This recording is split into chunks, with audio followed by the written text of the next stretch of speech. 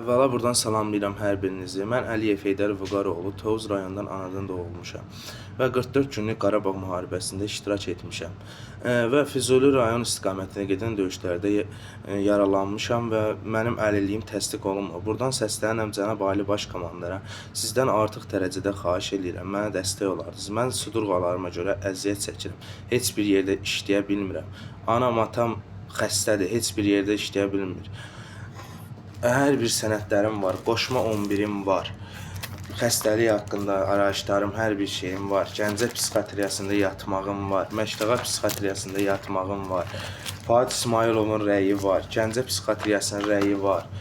Yatışlarım çoxdur. Buradan səslənirəm cənab Ali Baş Komandara. Sizdən artıq dərəcə xahiş edirəm. Mənim bu işimlə maraqlanılsın və mənim əlilliyim təsdiq olunsun. Mən bu xəstəliklərimə görə əziyyət çəkirəm. Heç bir yerdə işləyə bilmirəm. Mən hansı işə gedirəm, xəstəlik, sudurğalarıma görə əziyyət çəkirəm. Sudurğa tutur, hansı bir işə gedirəm, məni oradan çıxardırlar. Yəni sizdən artıq dərəcədə xahiş edirəm, cənab Ali Baş Komandar.